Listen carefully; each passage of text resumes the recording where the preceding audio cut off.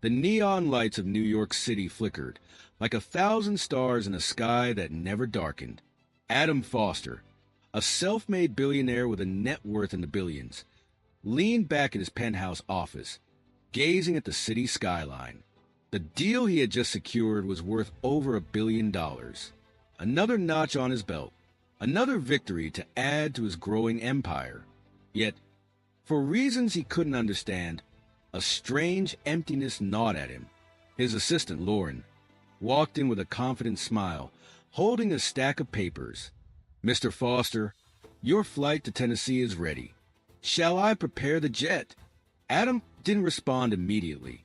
Instead, he stared out the window, watching the lights of the city reflect off the glass. Then, he made a decision. "Cancel the flight," he said, his voice carrying an unfamiliar resolve.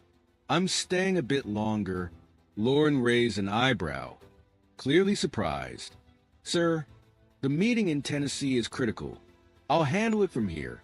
"Change of plans," Adam replied, his mind already set on the next step.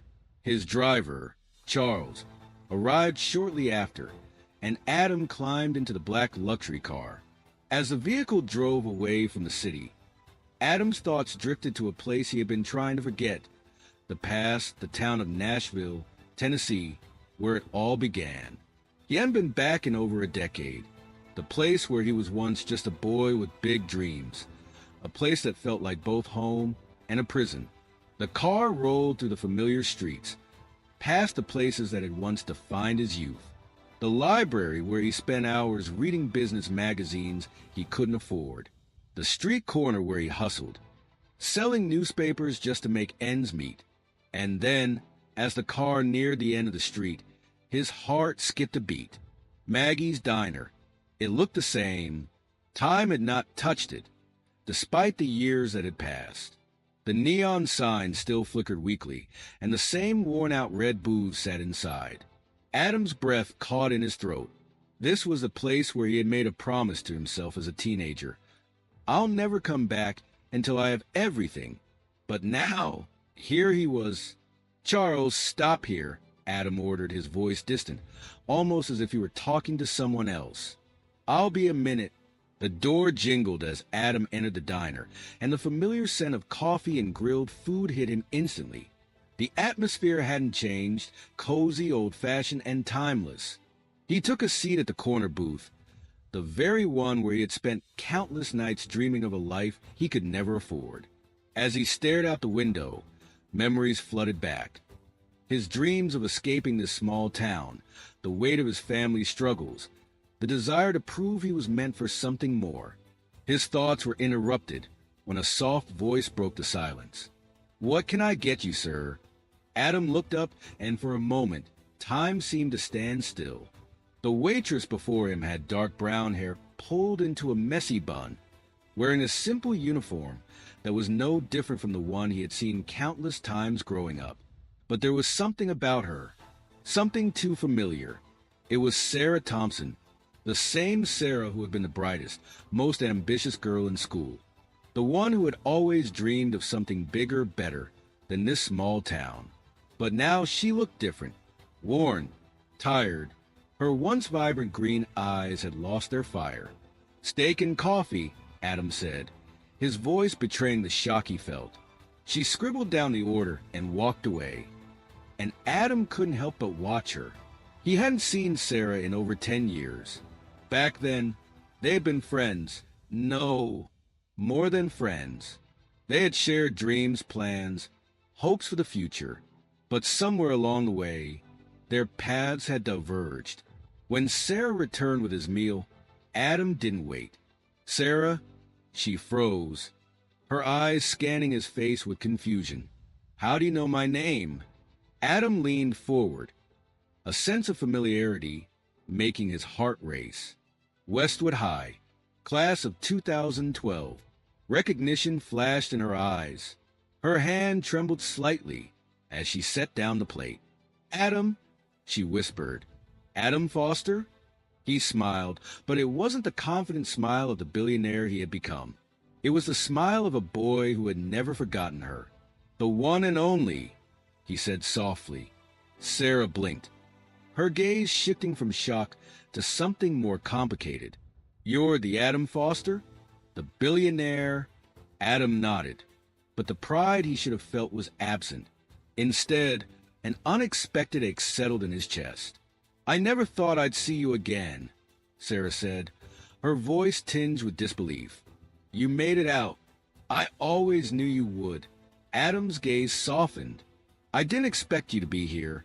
She shrugged, her smile hollow. Well, some of us don't get second chances, do we? They talked for hours, but as the conversation shifted, Sarah's demeanor changed. She became quieter, more guarded. Adam could sense that something was wrong, something she wasn't saying.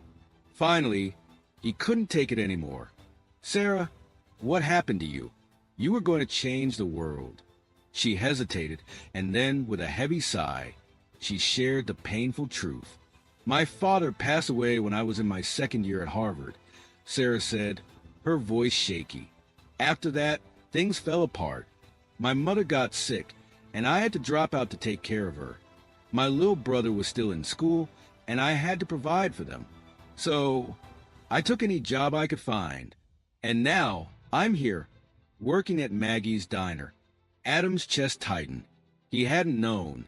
The girl he had once admired, the one who had been so full of life and potential, had been living a life full of pain and sacrifice. The girl who had always had the world at her feet was now struggling to survive. And you're still here, Adam said, his voice quiet. Yeah, Sarah said with a bitter laugh. Some dreams just aren't meant to come true, Adam. The next day, Adam couldn't stop thinking about Sarah.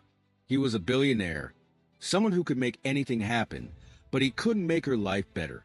Or could he? He decided to make an offer, a way to give her a second chance, just like he had been given. But he didn't want to do it the easy way. He didn't want to simply throw money at the problem. He wanted to give her a real chance to change her life. 2 days later, Sarah found a black envelope under the windshield wiper of her car. The elegant gold ink on the front read, "Meet me at 9 a.m., Foster Enterprises." Her heart raced as she opened the letter. She didn't know what to expect, but curiosity got the better of her. When Sarah walked into Adam's office, she was stunned by the view. The office was sleek, modern, and filled with luxury. The last time she had been in a place like this, it had been a dream. Adam was sitting behind a massive desk, but he stood when she entered. His gaze softened when he saw her. "Sarah," he said, his voice steady but kind, "I want to offer you a position at my company." Sarah's heart skipped a beat. "A job?" "Not just any job," Adam said, sliding a contract across the desk. "A managerial position, 6 figures, full benefits, and I'll cover your mother's medical bills, your brother's education, whatever you need." Sarah couldn't believe her ears. "Why are you doing this?" she asked, her voice breaking. Adam looked at her, his expression serious. "Because you deserve a second chance. You were always meant for more than this." Tears welled up in Sarah's eyes, and for the first time in years, she felt hope. But just as Sarah began to find her footing, a new challenge emerged. Adam's business rival, a ruthless tycoon named Nathan Wallace, had gotten wind of Adam's involvement in Sarah's life. Nathan wasn't just after Adam's company. He was after Sarah, too. He made her an offer that was impossible to ignore: money, fame, power. Everything Sarah had ever dreamed of, but at a cost. To take it, she would have to betray Adam. Conflicted, Sarah found herself torn between loyalty and ambition. The future she had worked so hard to build with Adam was now in jeopardy. Days passed, and the weight of the decision grew heavier on Sarah's shoulders. Nathan Wallace's offer loomed over her like a shadow, tempting her with the promises of wealth and power. She could feel the pull of everything she had dreamed of: the lifestyle, the recognition, the freedom from the struggles that had defined her life. But deep down, she knew that it came at a cost. Adam had given her something that no amount of money could buy: a second chance. a chance to rebuild not only her life, but also her sense of self-worth. The thought of betraying that trust, of abandoning the man who had stood by her, made her sick to her stomach. One night, as she sat in her modest apartment, looking out at the city skyline from her small window, she replayed her conversation with Adam in her mind. The way he had offered her the job, not out of pity, but because he believed in her. The kindness in his eyes when he had promised to take care of her family. No one had ever treated her like that before. But now, faced with Nathan's lavish offer, she was tempted to take the easy route. She could have everything she ever wanted instantly. All she had to do was say yes. The next morning, Sarah walked into Foster Enterprises.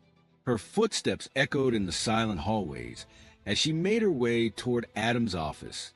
Her heart raced with every step, torn between the world she knew and the world that awaited her if she chose Nathan's path.